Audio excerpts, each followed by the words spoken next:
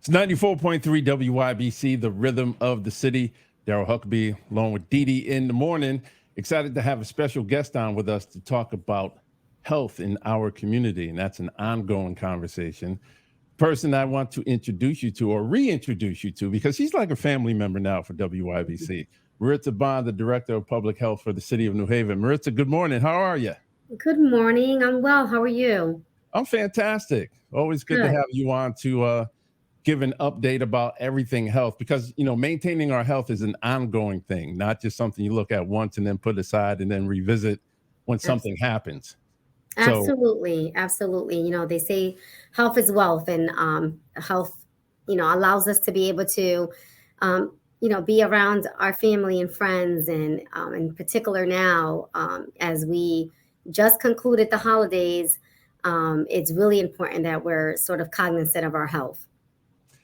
respiratory illnesses is what we're going to talk about today. Now, I can't believe in a couple of Mhm. months, it'll have been 4 years since we were introduced for the first time in our lifetime, the pandemic of COVID. Yes. It was actually my first, like my the day before my first official start date at the city of New Haven, and returning back to New Haven. I was raised in New Haven, and I had a presumptive case and had to quarantine 30 visitors that were visiting here in New Haven. And so yes, it was very real, but we've progressed and we have learned a lot from the pandemic. But I'm here today to sort of talk a little bit about what's happening and what we're seeing. Right. So the good thing is, it's no longer a pandemic, but Thank it is goodness. something that we're going to have to live with for the rest of our lives, unfortunately, it seems like. So Yep. um, a number of respiratory illnesses are happening. We are common known with the flu, the cold, but now we have COVID as an ongoing thing, and then something I think is relatively new, RSV. Yeah, absolutely. And as you mentioned, we got through the pandemic, and then everything got lumped into respiratory illnesses. And so we're seeing flu, RSV, and COVID. And COVID continues to evolve, and different variants continue to affect us as a community at large. And so, of course, we should be, concerned about all of the different respiratory illnesses that could affect us, especially those of us that are dealing with any immunocompromised situations, and or the elderly, right? Our loved ones that are elderly and need to be protected from these viruses.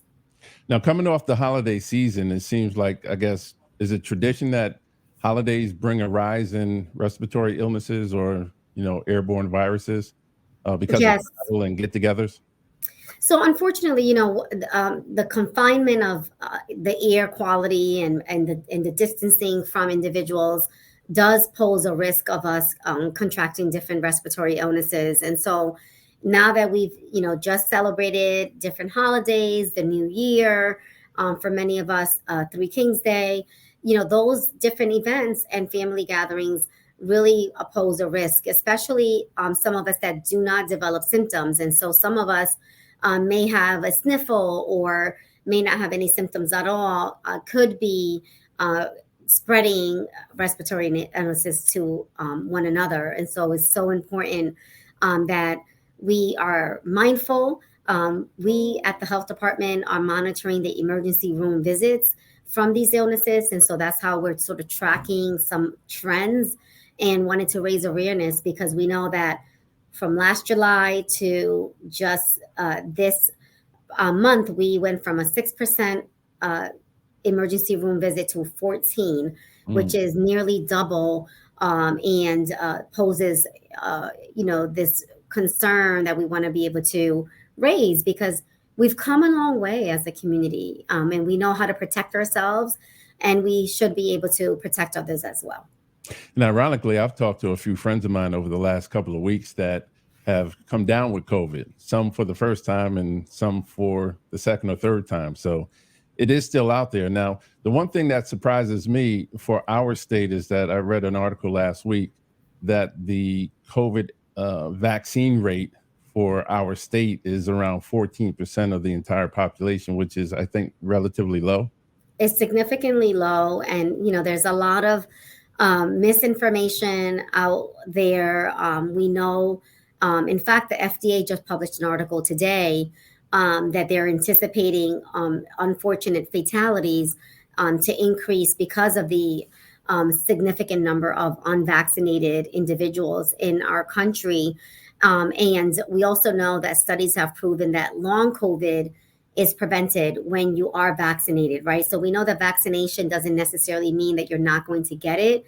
But what we do know, and studies have proven, is that it reduces the risk and the severity of the symptoms for individuals.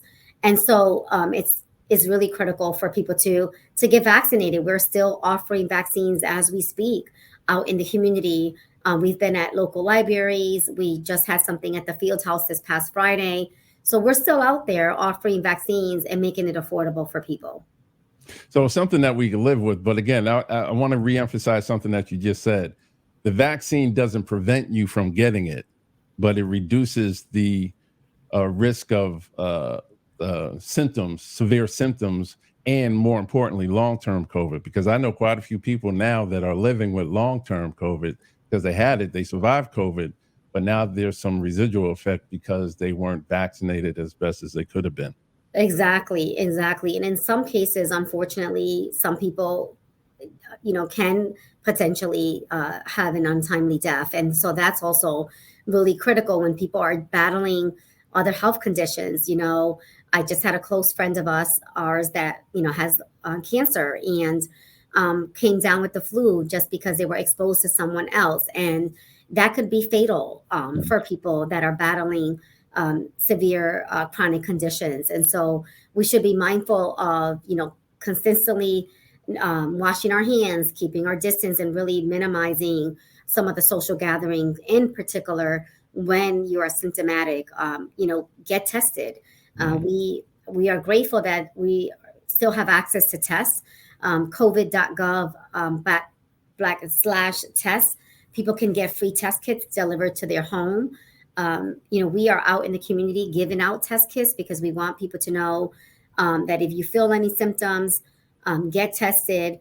And if you test positive, stay home for those 5 days and then retest to make sure that you are not going to be posing a risk to others, but certainly masking for the remainder of the 5 days when you go out back into the community. Right. And again, we're talking to Maritza Bond. She's the Director of Public Health for the City of New Haven. The COVID vaccination sites, again, you can go to the website in order to set up an appointment.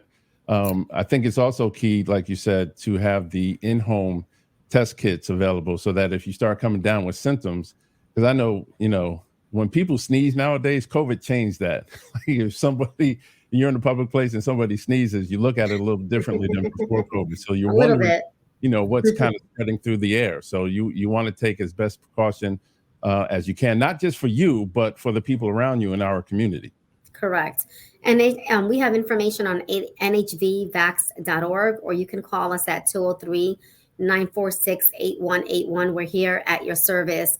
I'm also grateful for a lot of our partners. If it wasn't for the federally qualified health centers that also are readily and available out in the community, also spreading the message on the importance of getting vaccinated and also, getting the information that you need to be able to protect not only yourself, but others. Right.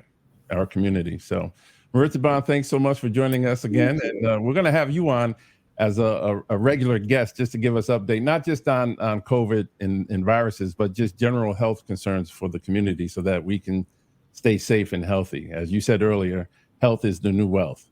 Yes, and I would be honored to be back. Thank you so much for taking me in as your family member. No problem.